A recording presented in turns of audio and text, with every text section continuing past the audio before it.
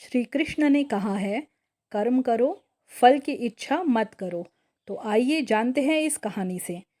एक राजा था जो अपनी प्रजा का बहुत ख्याल रखता था। वह अपनी प्रजा के बीच जाता और उनकी समस्याओं को सुनता था।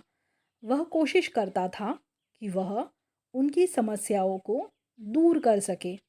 उसकी कर्तव्य निष्ठा के चर्चे दूर दूर तक फैले हुए थे। एक बार राजा अपने राज्य में भ्रमण करने के लिए निकले हुए थे। तब उनके कुर्ते का एक बटन टूट गया। यह देख राजा ने अपने मंत्री को तुरंत बुलाया और उसे आदेश दिया कि वो गांव से एक अच्छे दर्जी को बुला लाए जो उनके कुर्ते का बटन लगा दे। यह सुन मंत्री ने गांव में दर्जी की खोज शुरू कर दी। संयोग से उन्हें एक दर्जी भी मिल गया। गांव में उसकी एक छोटी सी दुकान थी। उस दर्जी को जल्दी ही राजा के पास लाया गया। उस दर्जी से राजा ने कहा कि क्या वो उसके कुर्ते का बटन सिल सकता है। दर्जी ने कहा कि यह तो बड़ा ही आसान काम है। दर्जी ने अपने थैले से धागा निकाला और कुर्ते का बटन लगा दिया।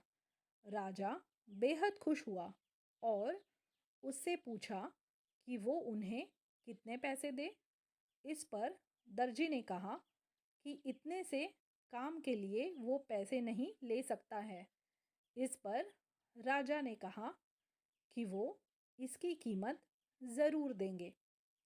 दर्जी ने सोचा कि उसने तो बस धागा ही लगाया है, तो उसके 2 रुपए मांग लेता हूँ। फिर दर्जी ने सोचा कि कहीं राजा यह न सोचे कि इतने से काम के 2 रुपए तो गांव वालों से कितना पैसा लेता होगा यह। सब सोच समझकर दर्जी ने कहा कि वो अपनी इच्छा से जो भी देंगे वो ले लेगा। यह सुन राजा ने अपनी हैसियत के मुताबिक उसे 2 गांव देने का फैसला किया। राजा ने कहा कि कहीं समाज में उसका रुतबा छोटा न हो जाए, इसलिए उसने यह आदेश दिया। दर्जी ने मन में सोचा कि कहाँ तो वो 2 रुपए मांग रहा था और कहाँ वो 2 गांव का मालिक बन गया।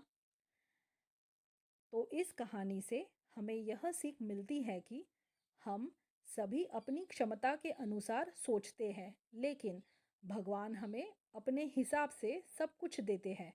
हम छोटा मांगते हैं और कई बार भगवान हमें उनके देने की क्षमता के आधार पर कुछ अच्छा और बड़ा दे देते हैं। इसलिए गीता में श्री कृष्ण ने भी कहा है कि कर्म करो, फल की इच्छा मत करो। और यही इस कहानी का सार भी है। तो कैसी लगी आपको ये कहानी, आप हमें ज़रूर बताएं। और अगर कहानी अच्छी लगी हो तो कहानी को लाइक और शेयर करें। और हाँ, चैनल को सब्सक्राइब करना ना भूलें। तो ऐसी ही रोचक कहानियों के साथ फिर मिलते हैं। तब तक अपना और अपने परिवार का ध्यान रखें। जय श्री कृष्ण।